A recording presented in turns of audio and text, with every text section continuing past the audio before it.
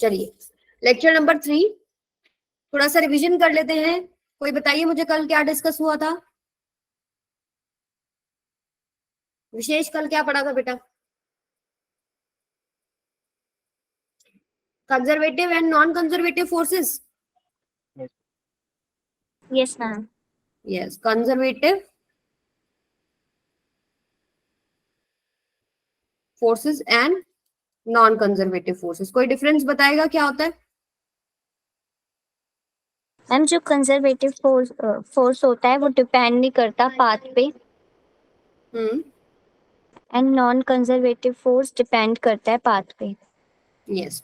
और work done क्या होता है? वर्क डन जो कंजर्वेटिव फोर्सेस में होता है वो इनिशियल और फाइनल पोजीशन पे डिपेंड करता है, यानी पाथ पे डिपेंड नहीं करता।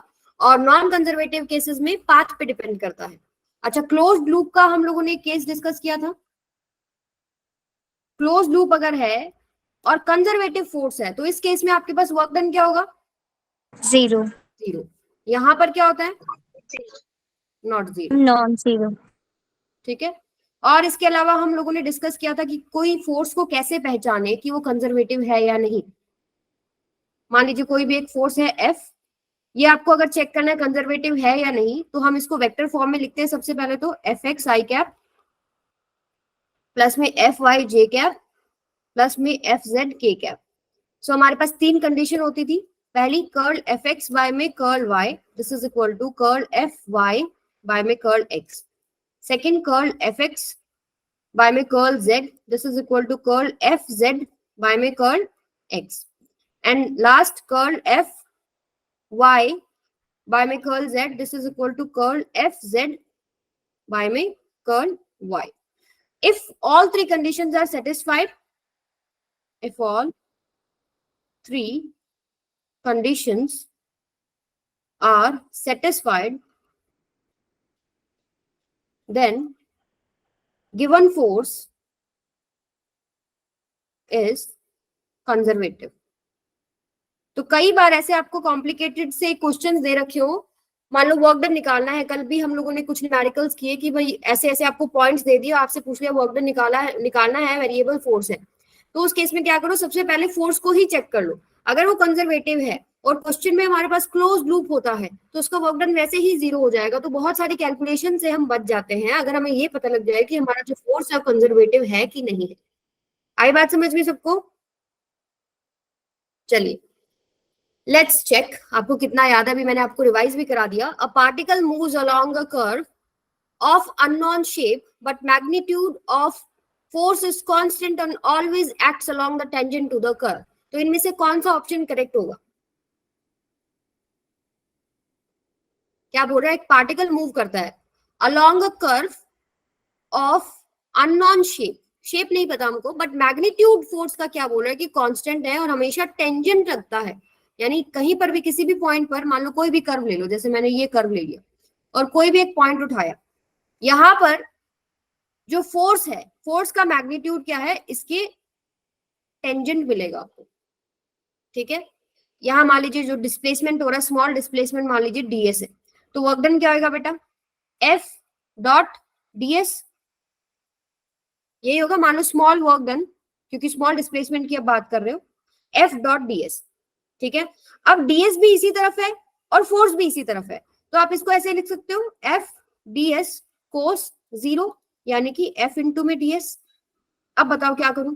अब मुझे नेट वर्क डन निकालना है, मुझे नहीं पता कि पाथ क्या है, कितना है, क्या शेप है। तो मैं अगर इसको इंटीग्रेट करती हूँ, D W is equal to integration of F D S. Force बोल दिया कि कांस्टेंट है, फोर्स इज कांस्टेंट, फोर्स बाहर आ जाएगा, इंटीग्रेशन ऑफ डीएस। अब मुझे ये बताओ, ये जो वर्क डन निकलेगा क्या ये पाथ पे डिपेंड कर रहा है? फोर्स तो बाहर आ गया, डीएस का इंटीग्रेशन क्या है? पाथ है ना। जो भी पाथ होगा, मान लो आपके पास ये होता एल लेंथ का, तो इसका इंटीग्रेशन हो गया। अगर पाथ आपका कुछ ऐसे होता तो इसका इंटीग्रेशन हो गया। तो ये पाथ पे डिपेंड कर गया ना। तो ऐसे केस में वर्क डन क्या होता है? जो पाथ पे डिपेंड कर रहा है। फोर्स क्या होगा इस केस में जब वर्क डन आपके पास पाथ पे डिपेंड कर रहा है, इनिशियल फाइनल पोजीशन पे डिपेंड नहीं कर रहा? बताइए। Non conservative. ठीक है। तो यहां से आप क्या लिखेंगे? क्वेश्चन दोबारा से रिपीट करती हूँ मैं। A particle moves along a curve of unknown shape, नहीं पता शेप क्या है, but magnitude of force constant है और हमेशा टेंजेंट लग रहा है। ठीक है, यानी पाथ के हर पॉइंट के ऊपर फोर्स टेंजेंट डायरेक्शन में, मतलब किसी भी पॉइंट पे आप बात करो वहां पर टेंजेंट है, और वहां पर आप डिस्प्लेसमेंट देखो और वहां एक स्मॉल वर्क डन निकलेगा। पूरे के लिए आप इंटीग्रेट करेंगे तो पाथ के ऊपर डिपेंड कर गया ना, सो आपके पास फोर्स क्या हो गया, नॉन कंजर्वेटिव हो गया यहाँ पर। अगला क्वेश्चन करते हैं। The closed line integral of force F taken along the closed curve is given by closed integral F dot dl. If the F is conservative, then the value of this integral is. अब इन्होंने बोला कि force जो है वो conservative है, ठीक है, और closed integral of F dot dl, इसका क्या मतलब है?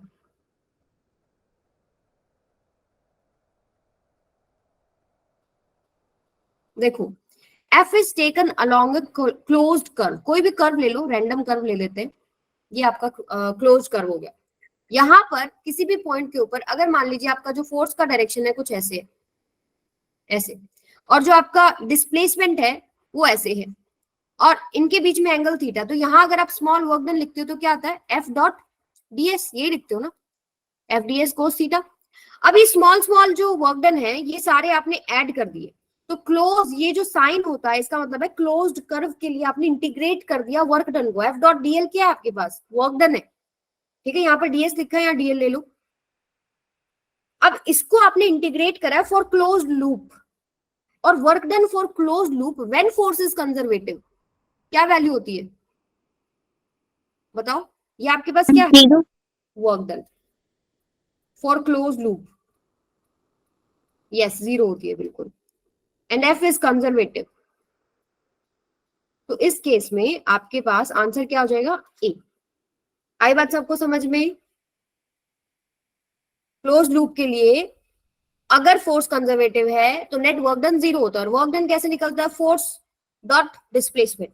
तो यहां से मान लो कोई भी रैंडम मैंने फोर्स बनाया और डिस्प्लेसमेंट देगा, उनके बीच में angle theta, F dot DL. अब एफ डॉट डीएल को आप इंटीग्रेट कर रहे हो फॉर क्लोज लूप, तब ये साइन आता है, ठीक है, ये सर्कल का मतलब है आपने पूरे क्लोज लूप के लिए इंटीग्रेट कर दिया, और क्लोज लूप के लिए टोटल वर्क डन आपके पास 0 होता है व्हेन फोर्स इज कंजर्वेटिव। ठीक है भाई, आगे चलें। चलिए, अब आज का टॉपिक क्या है, वर्क एनर्जी थ्योरम। ये क्या कहते हैं, work done by all the forces, work done by all the forces on the body is equal to change in kinetic energy of the body. ये थ्योरम है, क्या कह रहा है, जितने भी फोर्सेस हैं जो एक बॉडी पे लग रहे हैं उनकी वजह से जो टोटल वर्क डन होगा that is responsible for change in kinetic energy of the body. मान लीजिए अगर आप एक बॉक्स के ऊपर धक्का देते हैं, आप एक फोर्स लगाते हो, तो उससे उसके पास क्या आता है, काइनेटिक एनर्जी आती है ना। जब भी आप कोई काम करते हैं सिस्टम के ऊपर तो उसका एनर्जी बढ़ता है। ये चीज डिस्कस हुई थी या नहीं हुई थी कि वर्क डन अगर आपके पास पॉजिटिव है तो आपकी काइनेटिक एनर्जी बढ़ती है, यानी चेंज हुआ काइनेटिक एनर्जी का। अगर वर्क डन आपके पास नेगेटिव है तो काइनेटिक एनर्जी आपके पास घटती है। जैसे कि फ्रिक्शन का केस मैंने आपको बताया था कि मान लो उसका वेलोसिटी इस तरफ है, मतलब डिस्प्लेसमेंट इस तरफ है, और फ्रिक्शन फोर्स इस तरफ है। मान लो डिस्प्लेसमेंट इस तरफ है, फ्रिक्शन फोर्स, तो दोनों 180 पे है। तो इस केस में कोस 180 -1, यानी वर्क डन जो होएगा वो होएगा एफ एस कोस 180। ठीक है, नेगेटिव वर्क डन हो गया। नेगेटिव वर्क डन क्या कर रहा है यहाँ पर, क्या वो उस बॉडी की एनर्जी को डिक्रीज नहीं कर रहा, क्या उसकी काइनेटिक एनर्जी को डिक्रीज नहीं कर रहा, क्या उसकी स्पीड कम नहीं हो रही बेटा? तो वर्क डन अगर पॉजिटिव, यानी सिस्टम के ऊपर जब भी काम करा जाता है, मान लो एक मान लीजिए एक डब्बे पे मैंने काम किया, धक्का मारा, मैंने एनर्जी इस्तेमाल करी मेरी, उससे वो मोशन में आ गया, उसकी एनर्जी बढ़ गई। अगर मैं एक चलते हुए डब्बे को पीछे की तरफ खींच रही हूँ तो क्या होगा, आपके डब्बे का डिस्प्लेसमेंट आ गया था, आपने फोर्स पीछे लगा दिया, नेगेटिव वर्क डन हो गया, उसकी एनर्जी घट गई, उसकी स्पीड घटेगी अगर आप अपोजिट डायरेक्शन में फोर्स लगा रहे हो उसके मोशन के। तो ये वर्क एनर्जी थ्योरम क्या कहता है, एक बॉडी के ऊपर जितने भी फोर्सेस लग रहे हैं उनके जो काम हो गया, work done by all the forces that is equal to change in kinetic energy of the body. अब ऑल का मतलब क्या है, कौन से फोर्सेस है भाई, ऐसे ऑल का मतलब क्या है, अरे मैंने पूरा ही रब कर दिया, दोबारा लिख देते हैं एक बार। Work done by all the forces on the body is equal to change in kinetic energy of the body. ठीक है, और फिर मैंने आपको बताया वर्क डन अगर पॉजिटिव है सो काइनेटिक एनर्जी बढ़ती है, वर्क डन अगर आपके पास नेगेटिव है तो काइनेटिक एनर्जी घटती है। ठीक है, इसके बाद ऑल का मतलब क्या है? ऑल फोर्सेस कौन कौन से फोर्सेस पढ़े आपने? एक तो कंजर्वेटिव फोर्स हो सकता है, कंजर्वेटिव फोर्स हो सकता है और नॉन कंजर्वेटिव फोर्स हो सकता है। और क्या हो सकता है बेटा? कोई इंटरनल फोर्स हो सकता है, जैसे कि आपके पास टेंशन हो गया, इंटरनल फोर्स। कोई एक्सटर्नल फोर्स जो मान लीजिए आपने किसी बॉडी के ऊपर अप्लाई किया, तो एक बॉडी के ऊपर हो सकता है सारे फोर्सेस लग रहे हो। ठीक है, तो इन सभी केसेस में आपके पास वर्क डन कैसे लिखोगे आप? Work done due to conservative force, work done due to non conservative force, work done due to internal force, work done due to external force, all work done is equal to change in kinetic energy of the body, यानी kinetic energy final minus में kinetic energy initial. इसको हम कैसे लिख देते हैं? Delta K dot ई। ठीक है, डिफरेंशियल फॉर्म में अगर आपको लिखना, इसको आप ऐसे भी लिख सकते हो, W net is equal to change in kinetic energy. और डिफरेंशियल फॉर्म में मान लीजिए स्मॉल वर्क डन है तो that is equal to small change in kinetic energy. ठीक है, तो ये डिफरेंशियल फॉर्म में हम लोग इसको ऐसे भी लिख देते हैं, work done by all forces, topic बस इतना ही है। अब इसका छोटा सा प्रूफ आपके बोर्ड में पूछ सकते हैं, क्या कि बताओ कि work done change in kinetic energy के बराबर कैसे? तो हम लोग क्या करेंगे? We confine ourselves to one dimensional motion. सिर्फ अभी वन डायमेंशनल मोशन से ही प्रूव करके दिखा देंगे।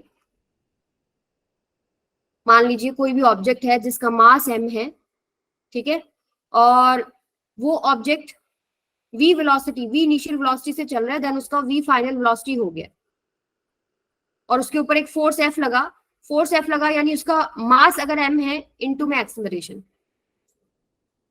वर्क डन क्या होता है बेटा? वर्क डन होता है f dx का इंटीग्रेशन। f डॉट dx है, लेकिन हम यहाँ पर वो केस ले रहे हैं जहां पर फोर्स आपका डिस्प्लेसमेंट की डायरेक्शन में है, वन डायमेंशन की बात कर रहे हैं, तो हम इसको लिख सकते हैं इंटीग्रेशन ऑफ f dx। अब फोर्स को आप क्या लिख सकते हो? मास इनटू में एक्सेलरेशन। मान लीजिए बॉडी जो है पहले इनिशियल वेलोसिटी vi थी, अब उसका फाइनल वेलोसिटी vf हो रहा है, तो उसके मतलब उसके अंदर एक्सेलरेशन है। यहां से आप क्या लिख सकते हो? मास इनटू में एक्सेलरेशन इनटू में dx।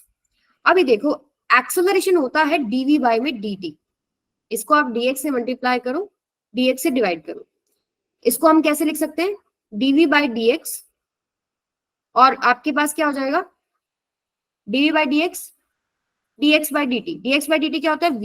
v इंटू में dv बाय में dx। इसको हम यहाँ पुट करेंगे, इंटीग्रेशन ऑफ m इंटू में v इंटू में dv dx इंटू में dx। तो dx से dx कैंसिल, m बाहर आ गया, v इंटू में dv। अभी देखो लिमिट्स आपको पुट करनी है। सिर्फ x में होता तो x1 से x2 लिख देते।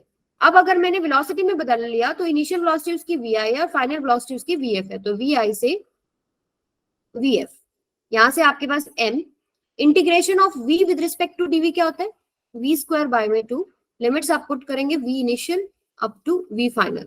यहां से आपके पास एक फॉर्मूला क्या निकल आएगा? m बाय 2 भी बाहर ले लीजिए, vf स्क्वायर माइनस में vi स्क्वायर। तो क्या आपके पास ये चेंज इन काइनेटिक एनर्जी नहीं होगा? हाफ m v स्क्वायर, दैट इज काइनेटिक एनर्जी ना, final kinetic energy K E F minus में K E initial, this is equal to change in kinetic energy. और लेफ्ट हैंड साइड में क्या चल रहा था? Work done. आ गया नहीं आ गया? कि work done on the body क्या है आपके पास? Change in kinetic energy of the body. ये प्रूफ समझ में आ गया? आपके बोर्ड में छोटे मोटे सवाल इससे पूछ सकते हैं कि बताओ भाई, आप बोल रहे हो कि वर्क डन जो है सभी फोर्सेस से on the body that is equal to change in kinetic energy of the body. तो हम मान रहे हैं कि बॉडी जो है मूव कर रही है एक्स डायरेक्शन में और उसके ऊपर फोर्स लग रहा है एक्स डायरेक्शन में, तो वर्क डन, मान लीजिए फोर्स आपके पास वेरिएबल फोर्स है, लेट्स से वेरिएबल फोर्स है, तो उस केस में हम इंटीग्रेशन का इस्तेमाल करते हैं। तो हमने इंटीग्रल f डॉट dx लिख दिया, सेम डायरेक्शन में था, एफ डी एक्स लिख दिया। फोर्स अगर है तो that is equal to mass into में एक्सलरेशन। वहां से एक्सलरेशन को आपने वेलोसिटी की फॉर्म में चेंज कर लिया, v इंटू में dv बाय में dx। सारी चीज मेरे पास वेलोसिटी की फॉर्म में आ गई। v इनिशियल से v फाइनल, बॉडी का वेलोसिटी चेंज हो रहा है, तो वर्क डन आपके पास क्या हो गया, चेंज इन काइनेटिक एनर्जी के इक्वल आ गया। क्लियर है? ये छोटा सा एक प्रूफ है वर्क एनर्जी थ्योरम के लिए। क्लियर है बेटा? ईशा, प्रियंका, बोल यस के मैम। बताओ। ओके, अब इससे रिलेटेड सिर्फ क्वेश्चंस हैं और इस टॉपिक में कोई थ्योरी नहीं है। छोटा सा प्रूफ है और इसका छोटा सा स्टेटमेंट है कि ऑल फोर्सेस की वजह से जो वर्क डन होगा बॉडी पे, that will change its kinetic energy. Simple. अब क्वेश्चंस करते हैं। A body of mass 2 kg is acted upon by a force such that its VT graph is as shown. ठीक है, find the work done by this force. Work energy theorem क्या कहती है कि work done by the force, एक force लग रहा है यहाँ पे एफ। क्या बोल रहा है, body of mass 2 kg is acted upon by a force, एक सिंगल फोर्स लग रहा है और मास दे दिया 2 kg, उसका वीटी ग्राफ बना दिया। टाइम के साथ उसका वेलोसिटी जो है यहाँ पर आपको दिख रहा है घट रहा है। ठीक है, find the work done by this force. तो work done by this force is equal to change in kinetic energy of the body. Work done by all forces होता है वैसे तो, यहाँ पर एक ही फोर्स है तो हम एक फोर्स की बात करेंगे, that is equal to change in kinetic energy. तो हम लिख लेते हैं single W, that is equal to change in kinetic energy. Change in kinetic energy half M we final का स्क्वायर माइनस में हाफ एम वी आई का square. आप क्या कर सकते हो, half bar M bar V F square minus में we I square. अब वी एफ स्क्वायर और वी आई स्क्वायर क्या होगा, इनिशियल टाइम आपके पास 0 है, टी इज इक्वल टू 0 पे वी इनिशियल क्या आपके पास 10, टी इज इक्वल टू 2 पे वी फाइनल क्या आपके पास 0। यहां पहुंच गया ना ऑब्जेक्ट, और ये आपके पास टाइम एक्सिस है, यहां पर पहुंच गए तो v 0 हो गया और 0 पे 10 था। यहां अगर मैं पुट करूं हाफ, m की वैल्यू कितनी है 2, v फाइनल कितना है मेरे पास 0 का स्क्वायर 0 माइनस v इनिशियल कितना है मेरा 10 का स्क्वायर यानी कि 100। 2 से 2 कैंसिल यानी कि माइनस में 100 जूल नेगेटिव वर्क डन है। उसकी स्पीड आपको दिख रहा है ग्राफ में घट भी रही है, घट रही है इसका मतलब क्या है, वर्क डन क्या होता है negative. Decrease in kinetic energy मतलब वर्क डन नेगेटिव, और ये चीज हमारे पास आ भी रही है हमारे आंसर्स में। आई बात सबको समझ में? Yes ma'am. ठीक है, तो अब आपको यही चीज लगानी है जो मैंने फर्स्ट स्टेटमेंट लिखा ना, work done by all forces equal to change in kinetic energy. अभी ये ग्राफ से रिलेटेड क्वेश्चन था, और कुछ क्वेश्चन ट्राई करते हैं। जैसे a body of mass 1 kg is acted by some forces, अब उसमें कुछ फोर्सेस हैं सच दैट कि उसका डिस्प्लेसमेंट है 2t square minus 2t plus 10। Find the work done by all the forces in 0 to 2 second.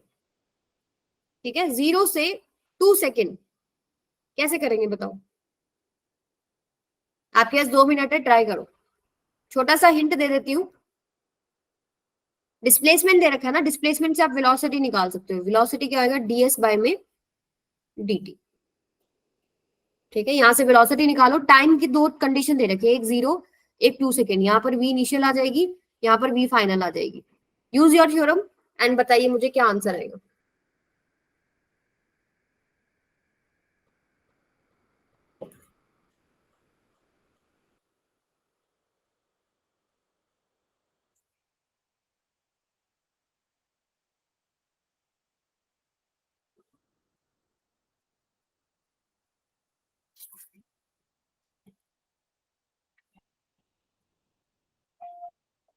Siya बेटा इतना लेट कहाँ बिजी थे?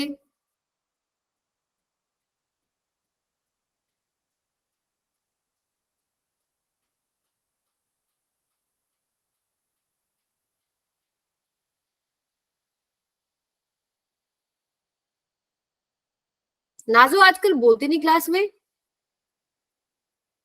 Yes ma'am. बोलते नहीं बेटा क्लास में आजकल,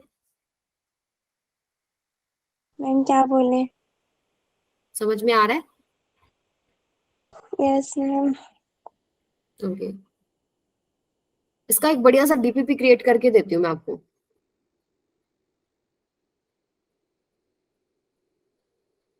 सिया लेट क्यों आए बेटा, कहाँ व्यस्त थे, बारिश में थे क्या? नो मैम, मैं ट्यूशन गई थी इस वजह से। अच्छा अच्छा, क्या पढ़ रहे हो आप ट्यूशन पे? मैम अभी तो मैथ्स पढ़ रहा है। ओके, हाँ जी, क्या आया बताओ? वेलोसिटी आपका ds by dt, differentiation of displacement with respect to time, क्या हो जाएगा? v का फॉर्मूला, इसको आपको डिफरेंशिएशन करना है, d by dt of 2t square minus में 2t प्लस में 10। तो पहले का डिफरेंशिएशन क्या हो जाएगा? 4t, दूसरे का माइनस में 2, और ये कांस्टेंट है 10 का 0 हो जाएगा। तो ये वेलोसिटी का एक फॉर्मूला आ गया आपके पास। अब मुझे बताओ, क्या आप यहां से v इनिशियल नहीं निकाल सकते? For t is equal to 0, 0 put करते हैं। यस बेटा, -2 मीटर पर सेकेंड आ गया। एंड v फाइनल नहीं निकाल सकते? For t is equal to 2 second, कितना हो जाएगा? 8 माइनस में 2, 6। तो ये तो हो गया हमारे पास। अब थ्योरम क्या कहती है? थ्योरम आपको ये कहती है कि एक बॉडी के ऊपर जितने भी फोर्सेस से वर्क डन हो रहा है, जो भी टोटल वर्क डन हो रहा है, that is equal to change in kinetic energy. तो work done by some forces, वो सारे फोर्सेस जितने भी है वो यहाँ लिखे, work done by all forces जितने भी होंगे यहाँ पे, that is equal to change in kinetic energy. क्या मैं इसको ऐसे लिख सकती हूँ? हाफ ऑफ m इंटू में वी एफ स्क्वायर माइनस में we I square. Half of m कितना है? इंटू में 1, वी एफ कितना है मेरे पास? निकाला था ना अभी, 6 का स्क्वायर 36, माइनस में ये 0 हो गया, ये 1 है, तो कितना हो जाएगा? 18 जूल। यही आएगा ना? मैम बी आई था -2 था ना। अच्छा, मैं तभी सोचू कुछ गड़बड़ तो ये 4 हो जाएगा, तो ये 32 बाई 2 कितना हो जाएगा? 16। आई बात सबको समझ में? अच्छा, आप पहचानोगे कैसे कि कब कौन सा फॉर्मूला निकालना है? देखो, जब भी आपको फोर्स गिवन नहीं है, तो फोर्स गिवन नहीं है, अब यहाँ पर जैसे फोर्स नहीं पता मुझे, लेकिन फिर भी मैं निकाल सकती हूँ वर्क डन। वर्क डन होता है फोर्स इनटू डिस्प्लेसमेंट। डिस्प्लेसमेंट तो चलो मैं निकाल सकती थी, 0 पे निकाल सकती थी, 2 पे इंटीग्रेट कर सकती थी, मेरे पास किसी तरह फोर्स आ जाए तो, लेकिन फोर्स ही गिवन नहीं है। तो वहां वर्क एनर्जी थ्योरम बहुत काम आएगी, जहां आपको इस तरह का डेटा मिसिंग है। नहीं तो हमने जब जैसे पहले वाले वीडियोस में डिस्कस किया था कि कैसे कैसे इसको सॉल्व करना है, वेरिएबल फोर्सेस में कैसे है, कांस्टेंट फोर्सेस में कैसे, फोर्स पता हो तो हम कर सकते हैं, ठीक है? नहीं तो आपको दिमाग में सीधा चमकना चाहिए भाई, वर्क एनर्जी थ्योरम लगा के देखते हैं, अगर कुछ भी गिवन नहीं है तो। ठीक है, आगे चलते हैं। A body is acted upon by a force such that its displacement x is related with time t as this. अब यहाँ टाइम को डिस्प्लेसमेंट के साथ रिलेट कर दिया। Find the work done by this force in 0 to 6 second. या तो मैं किसी तरीके से फोर्स निकाल लूं, ठीक है, और उसको मैं इंटीग्रेट कर दूं 0 से 6 के लिए, डिस्प्लेसमेंट वगैरह निकाल लूं यहां से, या फिर मैं कर सकती हूँ भाई जितने भी फोर्सेस लग रहे हैं उनकी वजह से वर्क डन निकालो, that is equal to change in kinetic energy कर दो। काइनेटिक एनर्जी के लिए सीधी सी बात है, वेलोसिटी चाहिए है, तो वेलोसिटी में उस रिलेशनशिप से कैसे निकाल सकती हूँ बताओ जरा? t is equal to √x+3 दे रखा है, t is equal to √x+3। तो मुझे अगर वेलोसिटी चाहिए, वेलोसिटी होता है dx/dt, तो x को आप सेपरेट कर लो, √x क्या हो जाएगा आपके पास?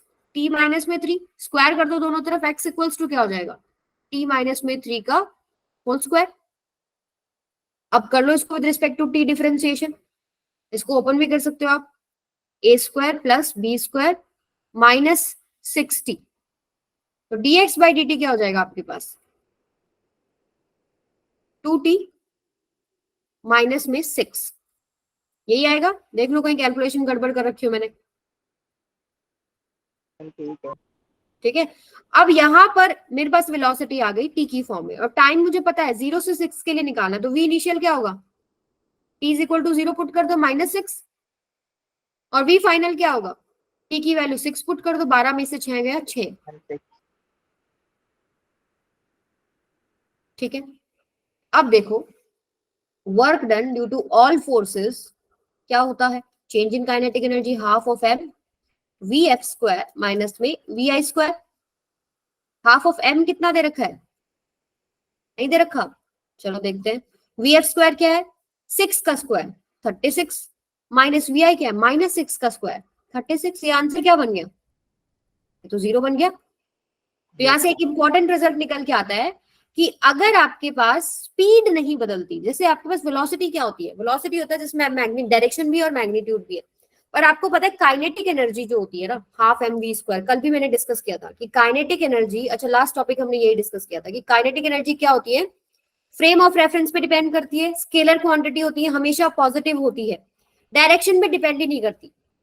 पॉजिटिव नेगेटिव का मतलब क्या होता है, एक वेलोसिटी वेक्टर है, पॉजिटिव नेगेटिव डायरेक्शन को शो कर रहा है ना, पर मैग्नीट्यूड सेम है। ठीक है, तो जब तक स्पीड नहीं बदलेगी काइनेटिक एनर्जी नहीं चेंज होगी, काइनेटिक एनर्जी चेंज नहीं होगी तो वर्क डन क्या हो जाएगा, 0। 0। तो ये आपको नोट, आप नोट डाल के बना सकते हो यहाँ पे, if no change in speed या वेलोसिटी का मैग्नीट्यूड की बात करो, या magnitude, then kinetic energy change क्या हो जाएगा,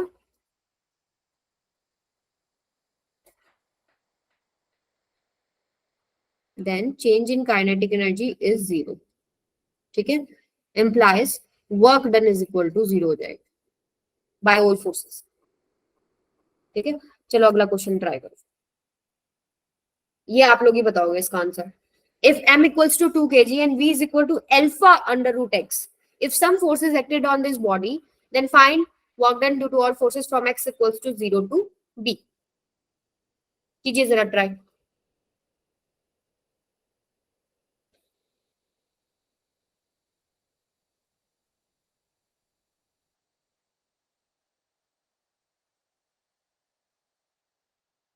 अब जितने भी क्वेश्चंस हम करेंगे, अब आपको पता लगे कि थ्योरम को कैसे अप्लाई करना है।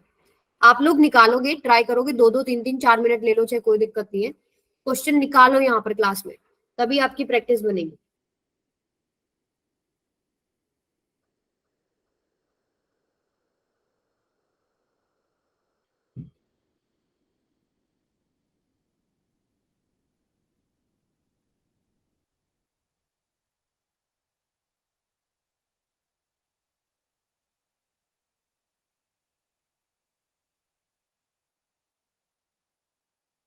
आंसर बताना फिर मेरे को।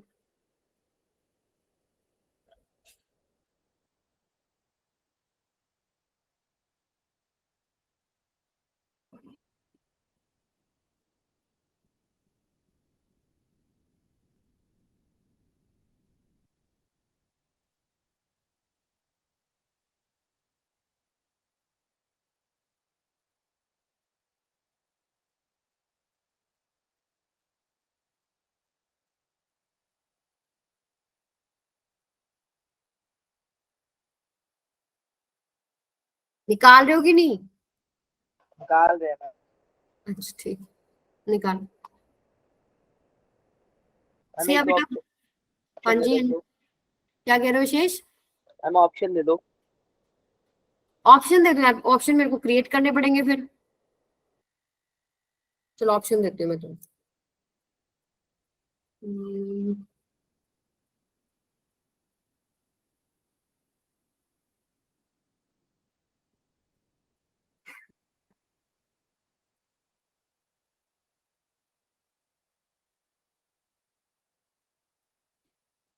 अभी बताओ।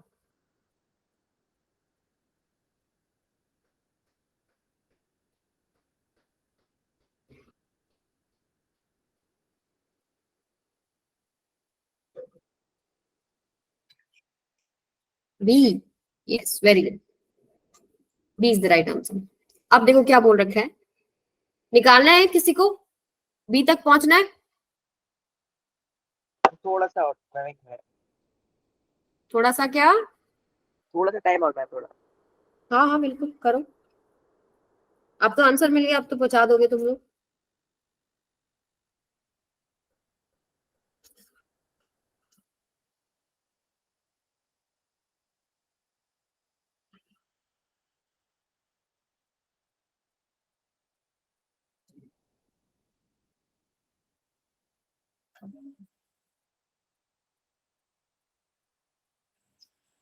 एक सेकेंड बेटा,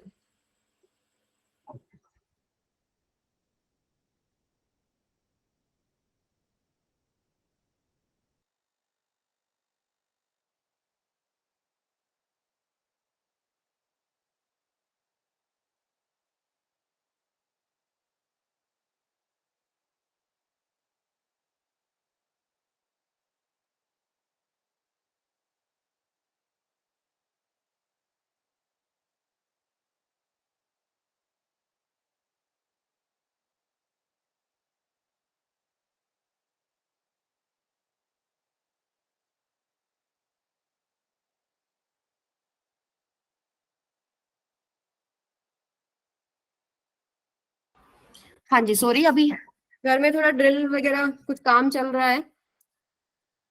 चलिए, आवाज आ रही है बेटा? Yes, ma'am. Yes, ma'am. Yes, ma'am. हाँ जी, आ जाओ। सबसे पहले थ्योरम क्या कहती है? थ्योरम ये कहती है कि भाई work done due to all forces is equal to change in kinetic energy. ठीक है, अब चेंज इन काइनेटिक एनर्जी को हम कैसे लिख सकते हैं? Half of m we final का स्क्वायर माइनस में वी इनिशियल का स्क्वायर। यहां से मास मुझे पता है, वेलोसिटी मुझे निकालना है। वेलोसिटी का एक रिलेशनशिप दे रखा है इन्होंने, क्या? अल्फा अंडर रूट एक्स, और एक्स की आपको कंडीशन दे रखी है। तो वी इनिशियल क्या हो जाएगा? अल्फा इंटू में जीरो, जीरो हो गया। वी फाइनल क्या हो जाएगा? Alpha under root b. तो यहां से अगर मैं निकालू work done due to all forces that is equal to half m कितना है 2 इंटू में वी फाइनल का स्क्वायर यानी alpha square into b, minus में वी इनिशियल का स्क्वायर जीरो का स्क्वायर। कितना हो गया बेटा? Alpha square b is your answer. Easy था ये तो, इजी था ना? चलो फिर अब अच्छे वाले क्वेश्चन स्टार्ट होते हैं। ये तो थे easy easy question. A variable force displaces m very gradually by theta angle. Find the work done by this force. हमेशा याद रखिए, gradually वर्ड आपको जहां देखने को मिलता है इसका मतलब होता है इतना स्लोली उसको मूव करना है कि उसका चेंज इन काइनेटिक एनर्जी नहीं हो। इसका मतलब क्या होता है? Delta K dot E is equal to zero. उसका जो वेलोसिटी है वो नहीं बढ़ने देना, स्पीड नहीं बढ़ने देना, धीरे धीरे धीरे ऐसे उसको मूव करना है। एक फोर्स एफ लगाया गया है, एंगल थीटा है और ये एल आपको दे रखा है। Find the work done by this force. कोशिश करेंगे एक बार। थ्योरम क्या कहती है? Work done due to all forces is equal to change in kinetic energy. यहां से हमारे पास एक चीज पता है कि राइट हैंड साइड में क्या है? Zero, because Bob move slowly. ठीक है, तो काइनेटिक एनर्जी का चेंज नहीं होगा। अब यहां पर पहले ये चेक करो कि कौन कौन से फोर्सेस लग रहे हैं। जैसे कि अगर यहां बात करें हम लोग, एक तो लगेगा इसका weight, force due to gravity जिसका वैल्यू होगा m इंटू में g। एक स्ट्रिंग के अंदर लगेगा टेंशन। एक ये फोर्स लग रहा है, ये आपका एक्सटर्नल फोर्स है। क्या इसके अलावा कोई फोर्स लग रहा है यहाँ पे? एक फोर्स ड्यू टू ग्रेविटी, एक फोर्स ड्यू टू टेंशन, एक फोर्स एक्सटर्नल लग रहा है आपके पास। ठीक है, तो अगर मैं इसको थोड़ा ओपन करके लिखूं तो force work due to tension plus में work due to gravity plus में work due to external force F, this is equal to zero. आपको निकालना क्या है? सवाल क्या है? Find the work done by this force. आपको ये निकालना है, you have to find this, यानी ये दोनों आपको कैलकुलेट करके लेके आने पड़ेंगे। सो मैं यहाँ पर दोबारा ड्रॉ कर रही हूँ, टेंशन फोर्स डिस्कस करते हैं सबसे पहले। मान लो यहाँ पर ये बॉब है इस तरह, ठीक है, और अगर आप इसको एक फोर्स एफ से इसको मूव कर रहे हैं, ये यहाँ पहुंच रहा है। टेंशन फोर्स देखो, मान लीजिए ये डिस्प्लेसमेंट है, ये कहीं पर भी अगर आप टेंशन फोर्स देखोगे, कहीं पर भी देख लो इस तरह, डिस्प्लेसमेंट के परपेंडिकुलर है कि नहीं है? डिस्प्लेसमेंट आपका किधर है? इस डायरेक्शन में, और आपका टेंशन फोर्स क्या है? हमेशा आपके पास परपेंडिकुलर ऐसे लगेगा। ठीक है, तो ये मान लो टेंशन है और इधर आपका डिस्प्लेसमेंट एस से रिप्रेजेंट कर लो। सो आप लिख सकते हो कि tension is perpendicular to displacement. तो इस केस में वर्क डन क्या हो जाता है? जीरो। वर्क डन का फॉर्मूला क्या था? वर्क डन होता है आपके पास एफ डॉट एस। तो हमारे पास टेंशन फोर्स टी है और मान लो डिस्प्लेसमेंट जो हुआ है, ये डिस्प्लेसमेंट लेट्स सपोज कि हमारे पास एस हुआ होता, तो एस इंटू में कोस 90, तो आपके पास क्या हो जाएगा? जीरो। सो डिस्प्लेसमेंट और टेंशन परपेंडिकुलर होने की वजह से इसके द्वारा किया गया वर्क डन कितना हो जाएगा? जीरो। तो यहाँ पर आप जीरो लिख दो। अब बच गया एक ग्रेविटी वाला फोर्स। अब ग्रेविटी वाला फोर्स कैसे कैलकुलेट करें? देखिए, आपका जो बॉब है वो कहां से कहां पहुंचा है और उसमें हमको और क्या क्या पता है। जैसे इसको मैं थोड़ा रब कर रही हूँ, ये एक्सटर्नल फोर्स आपको पता ही है। इसको थोड़ा आगे एक्सटेंड कर दो। आपका जो वर्टिकल डिस्प्लेसमेंट है वो ये वैल्यू है, यानी अगर मैं यहां देखूं तो ये वैल्यू है आपकी वर्टिकल डिस्प्लेसमेंट। हमेशा याद रखो ग्रेविटी वाला जो फोर्स है वो ऑलवेज वर्टिकली डाउनवर्ड लग रहा है, तो वर्टिकल डायरेक्शन में डिस्प्लेसमेंट देख लो कितना हो रहा है। जब भी हम ग्रेविटी की बात कर रहे हैं तो वर्टिकल डायरेक्शन में हम लोग डिस्प्लेसमेंट चेक कर सकते हैं, क्योंकि देखो फोर्स एक्सटर्नल फोर्स लग रहा है ऐसे, ग्रेविटी वाला फोर्स ऐसे लग रहा है, और उसका जो डिस्प्लेसमेंट है वो इस तरीके से है कि हॉरिजॉन्टल डिस्प्लेसमेंट भी है और वर्टिकल डिस्प्लेसमेंट भी है। हॉरिजॉन्टल डिस्प्लेसमेंट और ग्रेविटी का फोर्स अगर ले तो 90 डिग्री एंगल हो गया, उसकी वजह से वर्क डन होगा 0। सिर्फ और सिर्फ वर्क डन जो आएगा ग्रेविटी के केस में वो वर्टिकल डिस्प्लेसमेंट की वजह से आएगा। ये बात सबको क्लियर है? Yes ma'am. ठीक है, तो यहां से अगर मैं ये डिस्टेंस निकाल लू, ये वाला ये डिस्टेंस निकाल लू, या ये इसके पैरेलल ये डिस्टेंस निकाल लू, तो मेरे पास बात बन जाएगी। मैं mg और ये जो डिस्प्लेसमेंट, और देखो डिस्प्लेसमेंट ऊपर की तरफ है, mg नीचे की तरफ है, cos 180 है पहली बात। तो ग्रेविटी वाले फोर्स, ग्रेविटी वाली अगर हम बात करें, work done due to gravity, this is equal to mg नीचे की तरफ लग रहा है, डिस्प्लेसमेंट किधर है? ऊपर की तरफ है। डिस्प्लेसमेंट की वैल्यू चाहिए और उनके बीच में एंगल है cos 180। अच्छा, क्या मैं इस ट्रायंगल का इस्तेमाल कर सकती हूँ? अगर आप ये निकाल लो, ये वाली जितनी लेंथ है ये वाली, उसमें से L में से आप ये लेंथ माइनस कर दोगे तो क्या आपके पास ये वाली लेंथ नहीं आ जाएगी? तो इस ट्रायंगल के अंदर जरा कोशिश करो क्या आएगा। ये आपके पास है थीटा, आपको ये निकालना है। अगर ये पूरा स्ट्रिंग का लेंथ L है तो ये भी L होगा। स्ट्रिंग तो सेम है, स्ट्रिंग तो नहीं बदला ना। ये x निकालना है, तो यहां से मैं क्या कर सकती हूँ, देखो क्या फॉर्मूला लगाएं।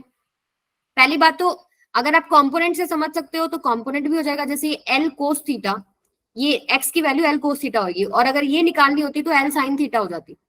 वेक्टर को अगर तोड़ते L cos थीटा ये हो जाएगा, L sin थीटा हॉरिजॉन्टल वाला हो जाएगा। सो एक तो तरीका ये, दूसरा आप ट्रिग्नोमेट्रिक रिलेशनशिप इस्तेमाल कर सकते हैं। जैसे अगर मैं इसमें cos थीटा निकालू, बेस बाय में हाइपोटेन्यूज, x बाय में L, तो x क्या हो जाएगा आपके पास? L cos theta. तो डिस्प्लेसमेंट वर्टिकल डायरेक्शन में क्या हो जाएगा बेटा, बताओ? क्या L माइनस में L cos थीटा नहीं हो जाएगा? और आगे आ गया माइनस साइन, तो यानी यहां अगर मैं पुट करूं वैल्यू सारी तो ये आएगा माइनस mg इंटू में L माइनस में L cos थीटा प्लस में वर्क डन जो एक्सटर्नल फोर्स है that is equal to 0। Work done due to external force क्या हो जाएगा, ये माइनस जो है ये इधर आके प्लस हो जाएगा, mg L कॉमन ले लीजिए, 1 माइनस में cos थीटा। तो आंसर क्या हो गया? D option. तो ऐसे क्वेश्चंस में आपको क्या करना है, सबसे पहले सारे फोर्सेस देखो कौन कौन से लग रहे हैं। जैसे यहाँ टेंशन लगा, एक्सटर्नल फोर्स लगा, ग्रेविटी वाला फोर्स लगा, फिर देखो टेंशन का फोर्स और डिस्प्लेसमेंट परपेंडिकुलर थी, उसकी वजह से वर्क डन 0 हो गया, Fs cos 90 हो गया। सेकंड, एक्सटर्नल फोर्स की वजह से तो निकालना ही है, वो तो सवाल है। तीसरा बचेगा ग्रेविटी। ग्रेविटी के केस में अब उस बॉब का 2 डिस्प्लेसमेंट हो रहा है, एक हॉरिजॉन्टल हो रहा है, एक वर्टिकल हो रहा है। हॉरिजॉन्टल और ग्रेविटी का जो फोर्स है वो 90 पे है, उसकी वजह से वर्क डन 0। तो सिर्फ वर्टिकल वाली बात बची। वर्टिकल डिस्टेंस मिल जाए तो कहानी बन जाएगी, फोर्स इंटू डिस्प्लेसमेंट, और उनके बीच में एंगल मैं पुट कर दूंगी, एंगल बन रहा है 180। डिस्प्लेसमेंट ऊपर है, फोर्स ग्रेविटी का नीचे है, सो माइनस साइन आ गया। और डिस्प्लेसमेंट कैसे निकालनी मैंने, उस ट्राइंगल जो ऊपर ट्राइंगल बन रहा है उसमें आप cos थीटा निकाल लो, आपके पास ट्राइंगल का ये वाला साइड आ जाएगा। टोटल लेंथ L है स्ट्रिंग की, उसमें से उस ट्राइंगल की साइड माइनस कर दोगे तो आपके पास वर्टिकल डिस्प्लेसमेंट आ जाएगा। बस आपको पुट करना है, आपके पास work done due to external force आ जाएगा। क्लियर है सबको? क्लियर है तो बताओ, बोला करा करो बेटा क्लास में। सिया समझ में आया आपको? प्रियंका आवाज तो आ रही है ना मेरी? Yes ma'am. Yes, ma'am. इसमें बताओ समझ आया? Yes ma'am. पक्का? थोड़ा चलो ठीक है, आगे चले फिर। Yes ma'am. Yes ma'am.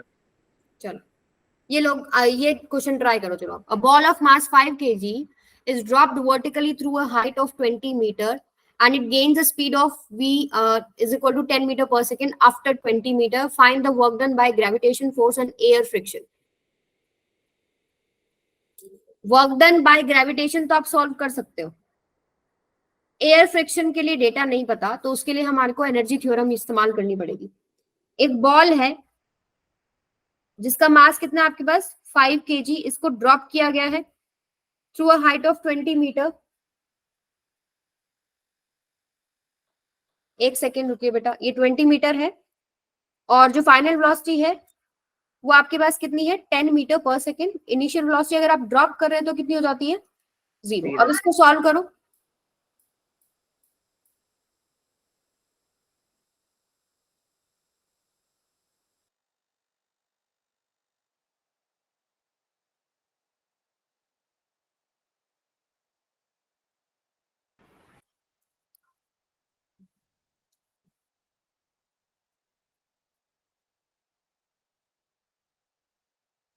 V initial पता है, वी फाइनल पता है। मैम 250 250 250 क्या आया है, ड्यू टू फ्रिक्शन, ग्रेविटेशनल शायद। ग्रेविटेशनल। अच्छा चलो चेक करते हैं। आप बोल रहे हो work done due to gravity आया 250। Let's check it. तो सबसे पहले इस बॉब के ऊपर, या क्या है, बॉल है ना, बॉल के ऊपर नीचे की तरफ वेट लगेगा, या वेट ही आपके पास फोर्स है mg, जिसकी वैल्यू होगी 5 इंटू में 10। और डिस्प्लेसमेंट भी इसका नीचे की तरफ है 20। एंगल क्या हो जाएगा, 0। सो आपके पास वर्क डन कितना होगा, एफ डॉट एस यानी एफ एस कोस 0, यानी फोर्स कितना आपके पास 5 इंटू 10 इंटू में डिस्प्लेसमेंट कितना है 20। हम स्क्रीन फ्रीज हो गई। फ्रीज हो गई, अभी दिख रही है बेटा। No ma'am, Yes, ma'am. आप दिख गई। तो आपके पास work done due to gravity 250 तो नहीं है, 5 टू 10, ये तो 1000 हो गया, 1000 जूल। अब वर्क एनर्जी थ्योरम लगाते हैं। Work done due to all forces that is equal to change in kinetic energy. अब ऑल फोर्सेस में कौन कौन से दो फोर्सेस है, work done due to gravity है and work done due to air friction है। That is equal to change in kinetic energy यानी half of m v F square minus में वी आई स्क्वायर। ठीक है, अब देखिए gravity वाला value आप निकाल चुके हो, ये आया 1000। एयर फ्रिक्शन की अब एक पार्ट हो चुका है आपका, ये वाला जो पार्ट है ग्रेविटेशन फोर्स की वजह से आपने कर लिया है। एयर फ्रिक्शन का हम देख रहे हैं, air friction this is equal to half m कितना है 5, वी फाइनल कितना है 20 मीटर के एंड पे 10, 10 का स्क्वायर यानी 100। इनिशियल कितना ड्रॉप किया था 0। ठीक है, तो ये आ जाएगा आपके पास 250, तो यहाँ आ रहा है। ठीक है, और ये आएगा 1000 प्लस में work done due to air friction, यानी work done due to air friction कितना हो गया,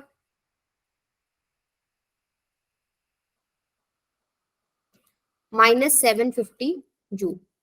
250 माइनस 1000 कितना हो जाएगा, -750 जूल। क्लियर है सबको, एक बार देख लो इस क्वेश्चन को, कहीं कुछ भी डाउट है तो बताओ मेरे को। Ma'am clear. क्लियर है मैम पक्का, डायरेक्ट मैम सीधे वर्क वाला फोर लगा दिया। क्लियर नहीं आई आवाज आपकी, बोलो क्या कह रहे हो। मैंने डायरेक्ट थ्योरम लगा दी थी वर्क पर। अच्छा चले फिर आगे। Yes sir. चलो एक बड़ा ही इजी क्वेश्चन करना है। A force F equals to 2i cap plus में 3j cap acts on a body to displace it from 1, 2 to 4, 1. If initial velocity of body is 2 meter per second and mass is equal to 10 kg, find final velocity. Initial velocity दे दिया, final velocity निकालनी है, force दिया हुआ है और आपको 2 points दे रखे हैं। करो जरा, पिछली क्लास का कॉन्सेप्ट इस्तेमाल हो जाएगा। 2 मिनट है आपके पास।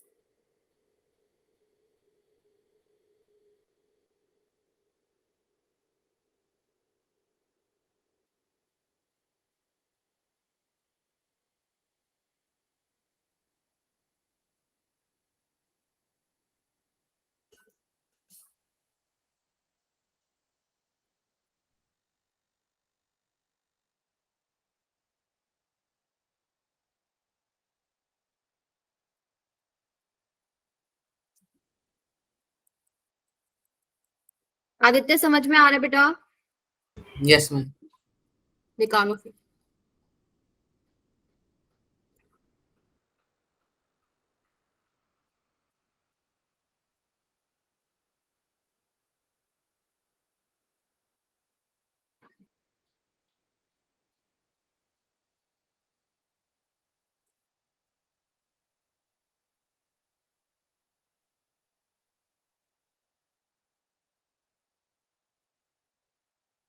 अच्छा, कौन सा फॉर्मूला इस्तेमाल कर रहे हैं?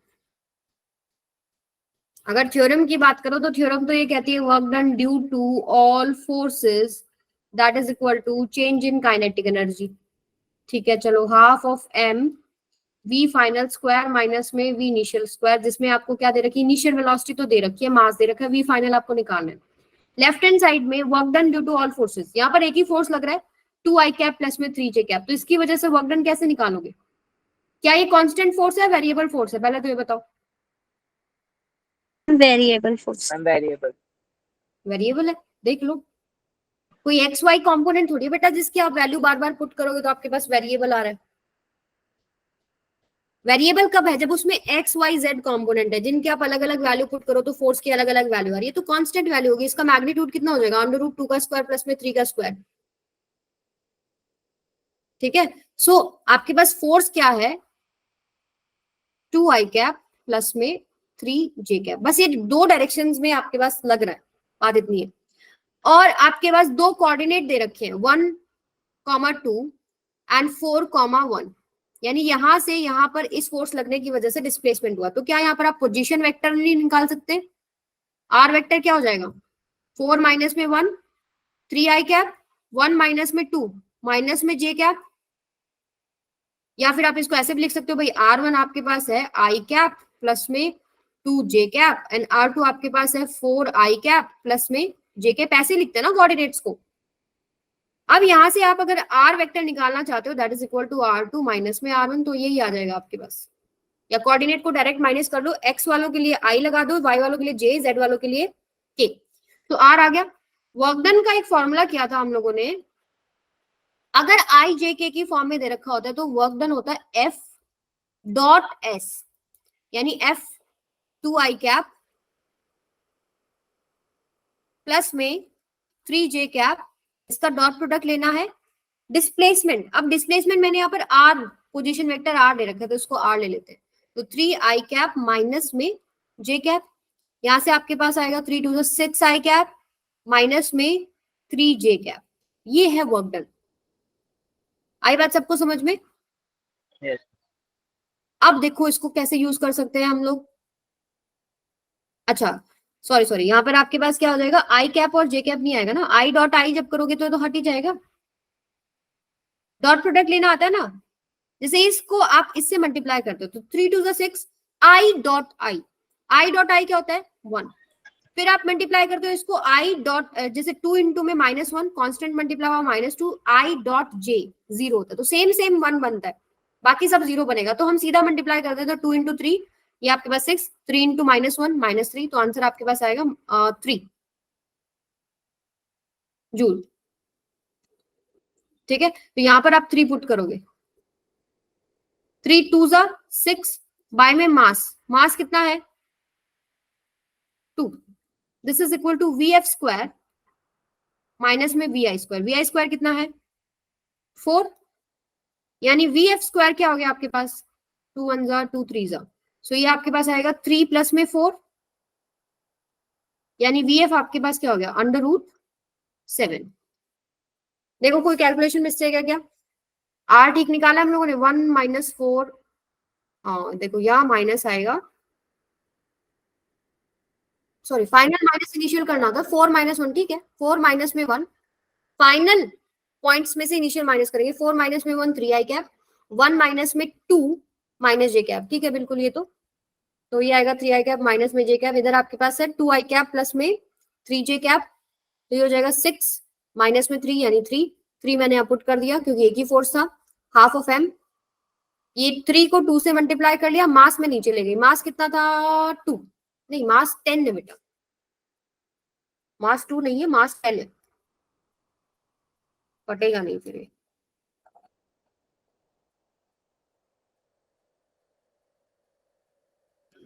ये 6, ये आएगा आपके पास क्या? 10, तो ये 2 3 6, 2 5 10, तो 3/5 प्लस में 4, this is equal to v F square. इसको आप सॉल्व कर सकते हो, 5 4 20, 20 plus 3 23/5 is equal to v f का स्क्वायर, तो यहाँ से आपके पास वी एफ इसका स्क्वायर रूट आ जाएगा।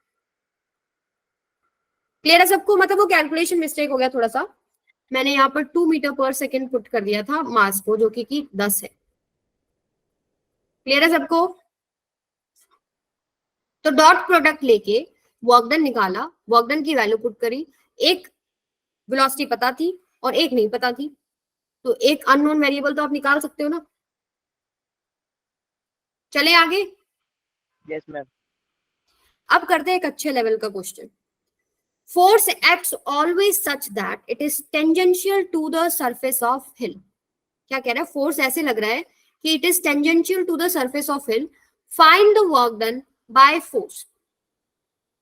ठीक है, इसकी वजह से आपको निकालना। जैसे ये फोर्स है, ये इस तरह लग रहा है कि टेंजेंशियल टू द हिल है। अगर हम यहाँ बात करें, वो टेंजेंशियल लग रहा है। 4 ऑप्शन है, इसमें से क्या आंसर होगा? तो यहाँ पर आपको एक चीज, एक डेटा क्या दे रखा है, म्यू। ये है कोफिशिएंट ऑफ फ्रिक्शन, यानी यहाँ पर फ्रिक्शन भी लग रहा है। तो कौन कौन से इस पे फोर्सेस लगेंगे? एक तो लगेगा आपके पास ड्यू टू ग्रेविटी वाला, that is equal to mg, ये एंगल आप ले लो थीटा।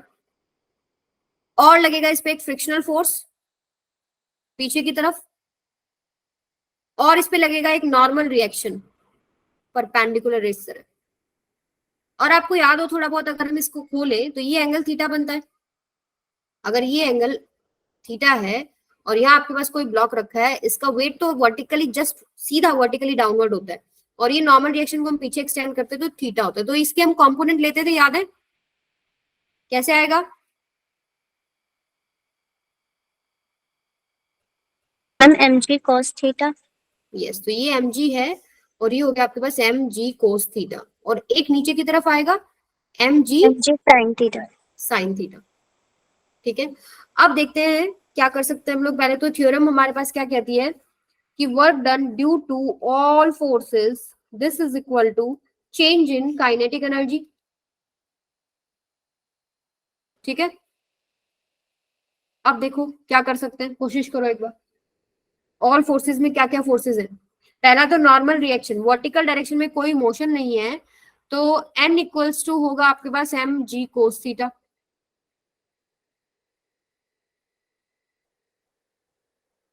और जो फोर्स F है, work done due to force F plus work done due to friction plus work done due to gravity, this is equal to change in kinetic energy. ये हमने वैसे लिख लिया, डेटा के लिए हमारे को जरूरत पड़ेगी। अब work done due to frictional force कैसे निकाल सकते हैं और ग्रेविटी कैसे निकाल सकते हैं? अब देखो ग्रेविटी वाला सॉल्व करते हैं, सबसे इजी सॉल्व करना यही है। Work done due to gravity क्या होता है? जो बॉक्स है आपका, मान लो ये बॉक्स है, इसके ऊपर mg नीचे लग रहा है और इसका डिस्प्लेसमेंट आप कहाँ लेके जा रहे हो?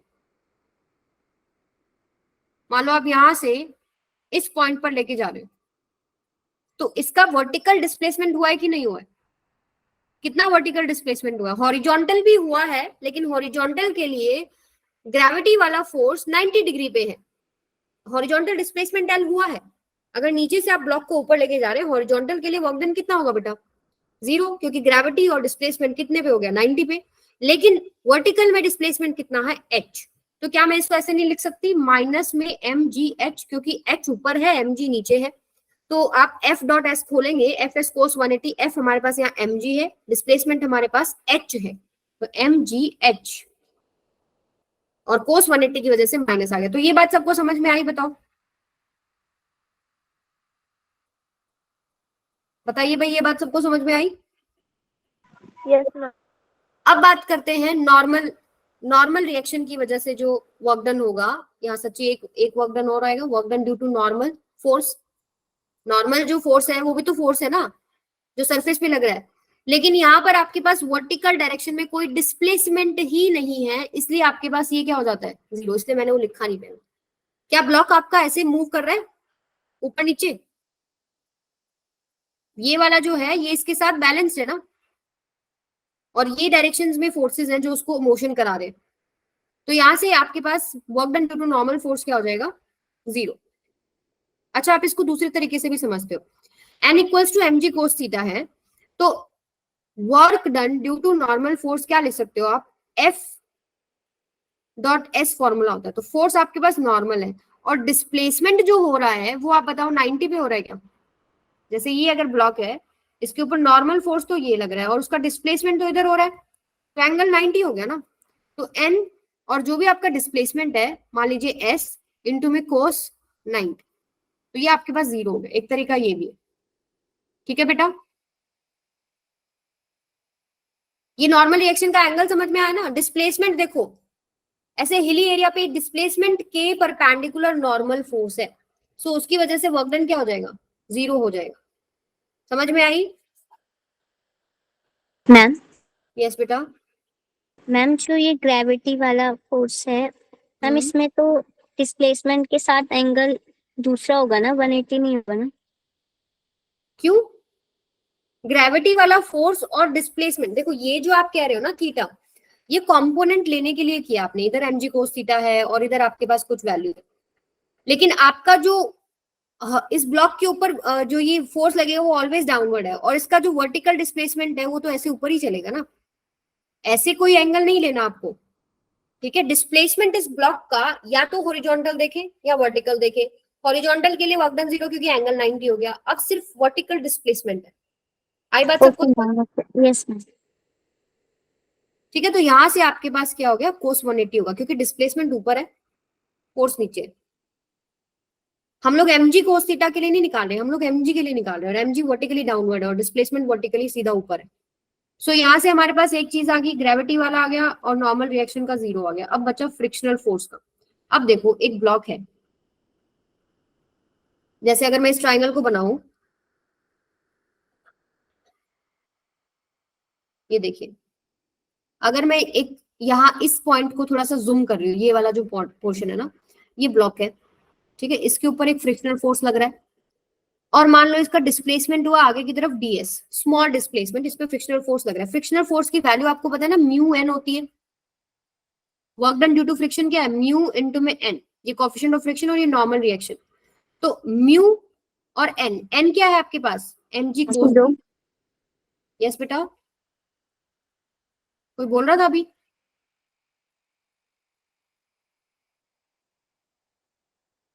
ये है फ्रिक्शन की वैल्यू। फ्रिक्शन की वैल्यू क्या, म्यू इनटू में n। म्यू को आपने एज इट इज रखा और n की value mg cos theta put करी, ये फ्रिक्शन की वैल्यू होगी। और वर्क डन का फॉर्मूला क्या होगा, work done due to friction क्या होगा, दिस फोर्स डॉट डिस्प्लेसमेंट। जैसे अगर मैं यहाँ डिस्प्लेसमेंट, स्मॉल डिस्प्लेसमेंट ds ले रही हूँ, ds, तो आप इसको ऐसे लिख सकते हो, f ds cos थीटा। और cos थीटा कितना है, डिस्प्लेसमेंट और फ्रिक्शन का एंगल कितना होता है, 180।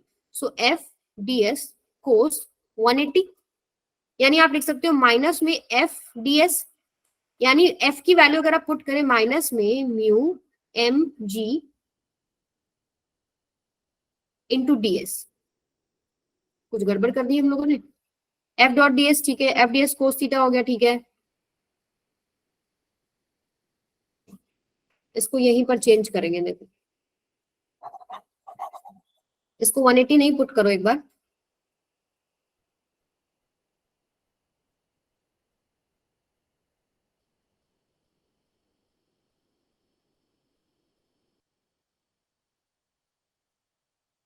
ठीक है। अब देखो ये आपके पास क्या है, मान लीजिए जब ये डिस्प्लेसमेंट ds ऐसे हो रहा है, तो इस डायरेक्शन में जो इसका डिस्प्लेसमेंट हुआ वो कितना हो गया, dn। ओके, सो यहाँ से ये अगर मैं इसको थोड़ा सा बनाऊं, देखो थोड़ा समझने का टॉपिक है। यहाँ से ये एंगल थीटा है इंक्लाइन प्लेन का, इधर से ब्लॉक डिस्प्लेस किया, स्मॉल डिस्प्लेसमेंट हुआ उसका ds, तो इस डायरेक्शन में उसका स्मॉल डिस्प्लेसमेंट क्या हो गया, dn, और इनके बीच में एंगल क्या हो जाएगा, ये थीटा ही हो जाएगा। तो यहाँ से आप क्या लिख सकते हो, ds cos थीटा क्या है आपके पास, dn। यहाँ अगर इस छोटे से ट्रायंगल में आप cos थीटा निकालेंगे, that is equal to base by में हाइपोटेन्यूज, तो dl बाय में ds। तो यहाँ से dl आपके पास क्या आ जाएगा बेटा, ds cos थीटा। तो यहाँ से ds cos थीटा को हम लोग क्या पुट कर देंगे, क्या पुट कर देंगे, dl। हाँ ये गड़बड़ हो गई थी, नहीं ये ठीक है। अभी देखो दोबारा से बता दूं मैं आपको, यहाँ से वो मैंने थीटा कंफ्यूज कर दिया। यहाँ पर जो थीटा है वो ये वाला थीटा है, ये जो नॉर्मल रिएक्शन है ये म्यू mg cos थीटा हो गया, ये वाला थीटा है, ठीक है। और जो हम लोग वर्क डन में खोल रहे हैं ना, work done due to friction force f ds cos 180 ही आएगा, ठीक है, इधर जो एंगल बनेगा ये एंगल क्या है, 180 है। यहां से आपके पास क्या आएगा, माइनस में एफ डी एस। अब एफ की वैल्यू पुट करेंगे ये वाली, mu m g cos theta into में डीएस, और एक नेगेटिव साइन आ गया आगे। ठीक है, अब यहाँ पर कोस थीटा डीएस की जो वैल्यू है, जो हमने छोटा सा ट्राइंगल बनाया, इसमें वैल्यू आ जाएगी माइनस में म्यू एम जी डीएल। उसको स्मॉल वर्क डन ले लो, डी डब्ल्यू, स्मॉल डिस्प्लेसमेंट डीएस लिया ना। अगर टोटल वर्क डन निकालना है तो टोटल वर्क डन क्या हो जाएगा आपके पास, डीएल डीएल डीएल डीएल जुड़ के क्या हो जाएगा आपके पास, अगर टोटल वर्क डन निकालना है, डब्ल्यू इज इक्वल टू समेशन या इंटीग्रेशन कह सकते हो म्यू एम जी इंटू में डीएल। सो ये आ जाएगा माइनस में म्यू एम जी इंटू में l. So work done due to friction क्या हो गया, माइनस में म्यू एम जी एल। यहाँ पुट कर देंगे, ये आएगा आपके पास minus mu m g l. Theorem में पुट कर रहे हो बेटा, फ्रिक्शन वाली जगह ग्रेविटी की जगह माइनस में एम जी एच, प्लस में वर्क डन जो है force, external force, this is equal to change in kinetic energy. ठीक है, चेंज इन काइनेटिक एनर्जी क्या है,